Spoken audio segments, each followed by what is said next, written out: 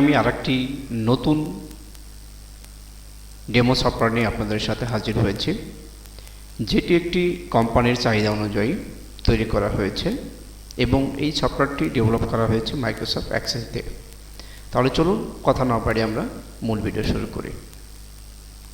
আমি ডেস্কটপ থেকে সফটওয়্যারটি ওপেন করছি এবং এখানে বরাবরের মতো নির্দিষ্ট ইউজার নেম এবং পাসওয়ার্ড দিয়ে এটাকে লগ ইন করতে হবে। আমি এখানে admin user name, password log in করলাম। লগ ইন করলে আমরা দেখতে পাচ্ছি এই ধরনের একটি ইন্টারফেস শো করছে। এখানে দুইটা বিষয় শো করছে, সেটা হচ্ছে কাস্টমার ডিপার্টমেন্ট আর আরেকটা হচ্ছে ওয়ার্কার ডিপার্টমেন্ট। আমরা যদি কাস্টমার ডিপার্টমেন্টে ক্লিক করি, এখানে ক্লিক করলাম। ক্লিক করার পর আরেকটি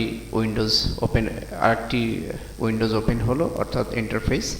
এখানে যে বিষয়গুলো আমরা দেখতে পাচ্ছি সেটা হচ্ছে customer add, bill add, payment add, ledger এবং bill date to date query, তারপর হচ্ছে payment date to date query.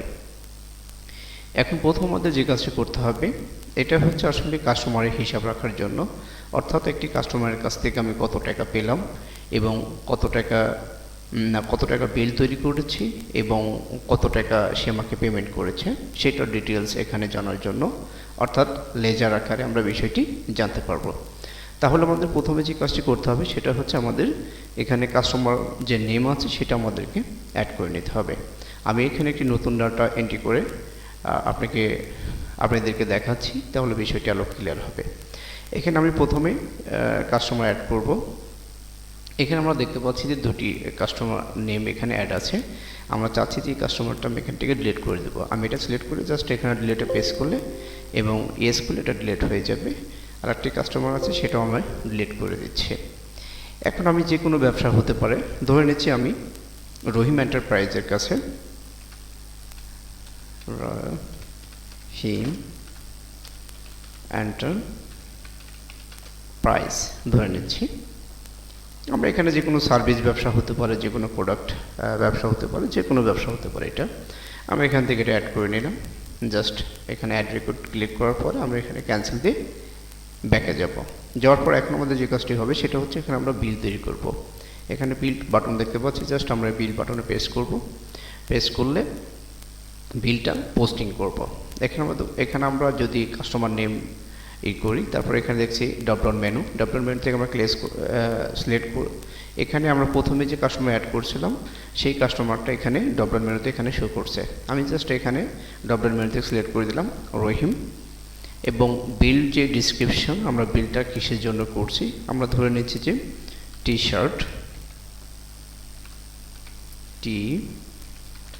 Shirt sales 500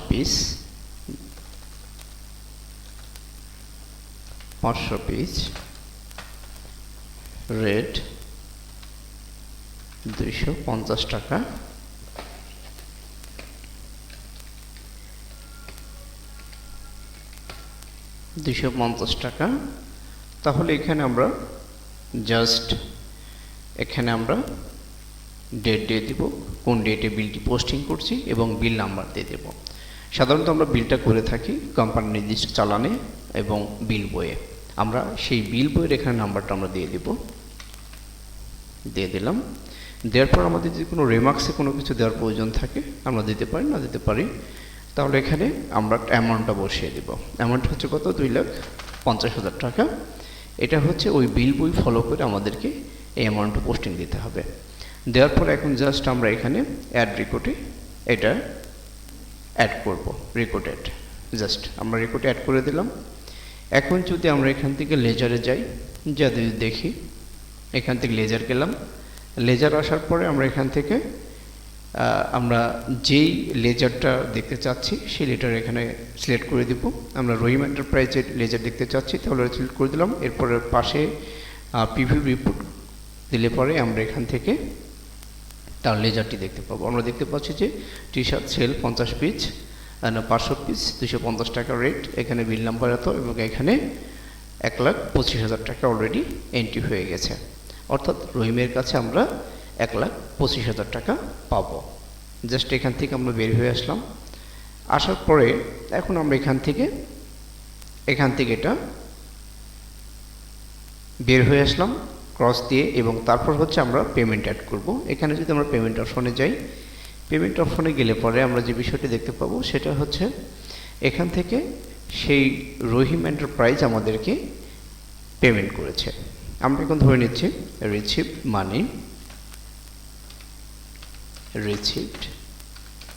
money from Rahim enterprise.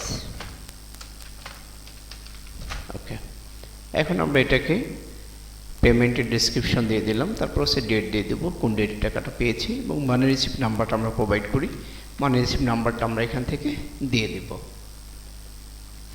দিয়ে দেওয়ার পরে আমরা এখানে পেমেন্ট অপশন আমরা ধরে নিচ্ছি যে রহিম সাহেব আমাদেরকে 1,00,000 টাকা দিয়েছে, ধরে নিচ্ছি 1,00,000 টাকা এখানে আমি করলাম। করার পর এখন জাস্ট আমরা এখান থেকে পেমেন্ট অপশন দেব বাই ক্যাশ দিয়ে আমাদেরকে 1,00,000 টাকা উনি পেমেন্ট করেছে। জাস্ট আমরা এখান থেকে রেকর্ডটা অ্যাড করব। তারপর হচ্ছে আবার রহিম সাহেব আমাদেরকে আরেকটি ডেটে ধরে নিচ্ছি যে 30 তারিখে সে আমাদেরকে আরেকটি মানি রিসিপ্ট নাম্বার বসাবো।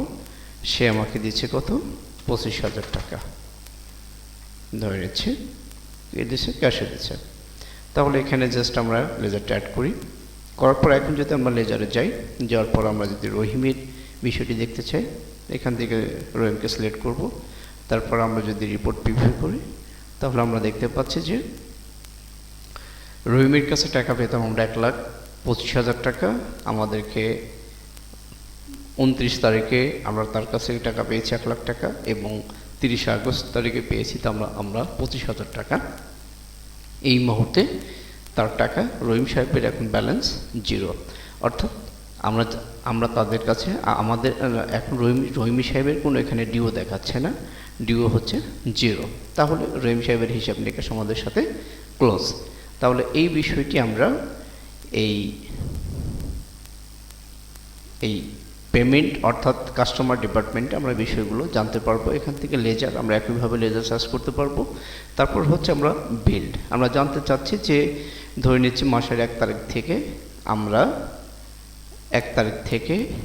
আমরা 30 তারিখ বা 29 তারিখ পর্যন্ত কত টাকা পেয়েছি, অর্থাৎ কত টাকা আমরা বিল করেছি, সেই বিষয়টি আমরা এখান থেকে জানতে পারবো। জাস্ট আমরা এখানে যদি করি, তাহলে আমরা দেখতে পাচ্ছি যে শুধু আমরা একটা বিল তৈরি করেছি, সেটা হচ্ছে 1,25,000 টাকার বিল করেছি আমরা এই মাসে। এই বিষয়টা আমরা এখান থেকে জানতে পারলাম। এরপর হচ্ছে আমরা পেমেন্ট অপশনে যাই। এখন পেমেন্ট কোয়ারি করি। যদি আমরা ধরে নিচ্ছি যে 1 তারিখ থেকে আমরা 30 তারিখ পর্যন্ত বা 29 তারিখ পর্যন্ত, বা এখানে আমরা ধরে নিচ্ছি যে 31 তারিখ পর্যন্ত আমরা মোট কত টাকা রিসিভ করেছি। তাহলে এখানে আমরা যদি রিপিটে যাই, জাস্ট আমরা করলে এখন দেখতে পাচ্ছি যে 1,25,000 টাকা আমরা পেয়েছি। 29 তারিখে পেয়েছিলাম 1,00,000 টাকা, এবং 30 তারিখে পেয়েছিলাম আমরা 25,000 টাকা।